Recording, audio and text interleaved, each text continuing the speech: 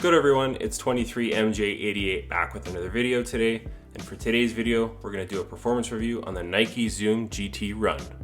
Alright, so just before we get started, I just wanted to say thanks for everyone watching the videos and all the new subscribers.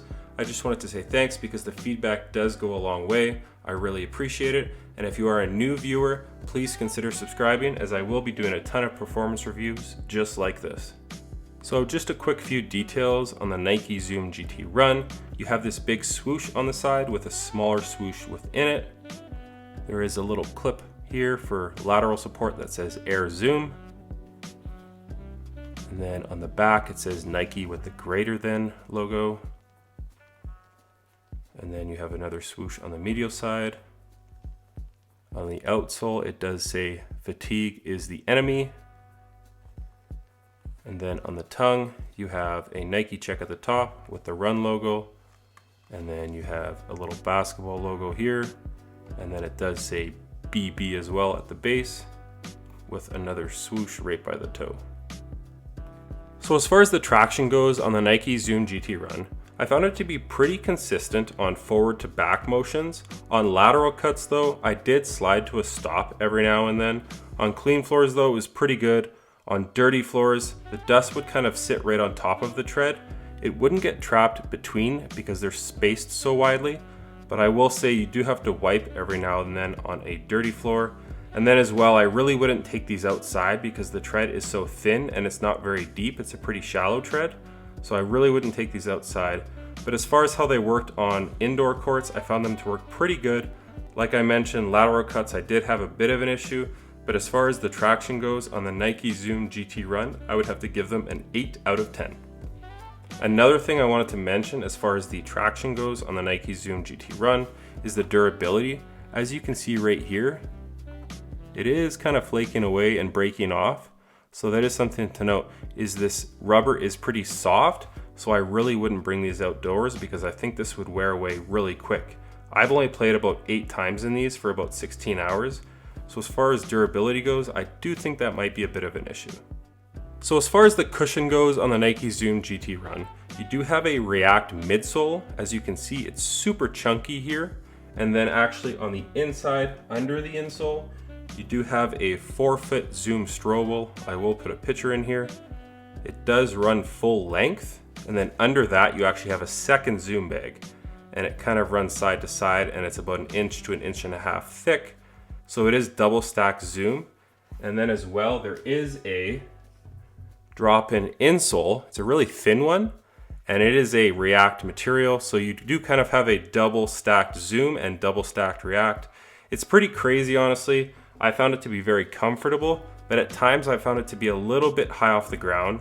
The shoe really didn't teeter side to side, but I just found it to be really high with not a lot of court feel. But as far as the cushion goes on the Nike Zoom GT Jump, if you're looking for that really plush cushion and the zoom in the forefoot, if you enjoy that, I would have to give these a pretty solid 8 out of 10. So as far as the heel to toe transition, I found it to be very nice. As you can see, it does have that nice curved heel. As far as the heel strikes and the heel to toe though, I found it to be great because this React does compress a lot. So as far as the fit goes on the Nike Zoom GT Run, it does run true to size. This is a size 10.5, and my toe is right near the end, right where I like it. But the shoe is pretty narrow. Even for me, it was a little bit narrow. I was getting some pinch points on my first couple times wearing the shoe. It did go away, but that is something to note. If you are a wide footer, I would recommend at least going up half a size or just go in and try these on.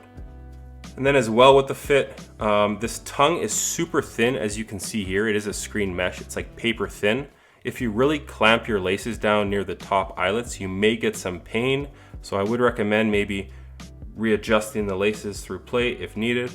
And then as well with the fit, I found that getting your foot within the shoe was a little bit of a struggle because this drop-in insole that is React is really tacky. So when you slide your foot in, I found my toes kind of getting caught up right here, and I had to wiggle my foot in the rest of the way. So as far as the fit goes on the Nike Zoom GT Run, I would have to give these a pretty solid 8 out of 10. As far as materials go for the Nike Zoom GT Run, you do have a mesh upper. It's really minimal, as you can see here. There is a screen mesh on the back, and then kind of like a polyurethane material or coating on top of the mesh for extra durability. And I really had no issues with it. My only issue is that this shoe is 175 USD, and I find this material to be pretty cheap as far as what you're paying for. There is some reinforcement by the eyelets, some plastic, and then some fused portions kind of connecting the material as well. And then there is a neoprene kind of padding on the heel for the lateral and medial side. And then as well on the tongue, there's some neoprene padding for extra comfort when you're clamping those laces down. But again, for $175, I know these are about 30% off on a lot of websites right now, but again, just for that price tag you're paying, I think this material is pretty cheap. It does work and it is really breathable, but as far as what you're paying for, I would have to give this a 7.5 out of 10. Then as far as the weight goes for the Nike Zoom GT Run, these do come in at 14.3 ounces, which is the lightest out of the three in the greater than series. As far as the support goes on the Nike Zoom GT Run, your foot is sitting within this React midsole. So as far as lateral movements, that midsole and this little plastic plate here that says Air Zoom, they kind of work in tandem and do their job as far as lateral movements go. And then you do have that internal heel counter, which is also offering some nice support. This shoe is a mid-cut, so that is something to note. So I will note as well, as far as support goes, the forefoot is really wide and stable, and it does have an outrigger that does flare out, as you can see here. And then on the bottom as well, there is no shank plate, but this shoe is pretty supportive as far as torsional rigidity goes. So as far as the support goes on the Nike Zoom GT Run, I would have to give this a pretty solid 8.5 out of 10. It's really nothing special, but it does offer some nice support with the features that it does have. So that's going to do it for today's video on the Nike Zoom GT Run. Again, it offers pretty good traction. I'm a little bit concerned about the durability and those lateral cuts. As far as the cushion goes, honestly for me, it was a little bit much at time because it was so high off the ground. But as far as impact protection and plushness, you have all of that React and double stack Zoom. As far as the support goes, I found it to be great. Fit was, again, it was kind of a one-to-one sock-like fit. Did run true to size. It is pretty narrow, so if you are a really wide footer, I would recommend going up half a size. But honestly, for what you're paying for, being at 170 or 175 USD, I think this shoe does have some great offerings. But honestly, I would just wait for the shoe to go on sale. I picked these up off Nike.ca and they were 30% off. But like I said, that's going to do it for today's performance review on the Nike Zoom GT Run. As always, if you could like, comment, and subscribe, that helps the channel a ton. Hit that little bell icon so you never miss another video just like this. Stick around for the on-court portion at the end of the video. And as always, thanks for watching. We'll see you next time. Peace.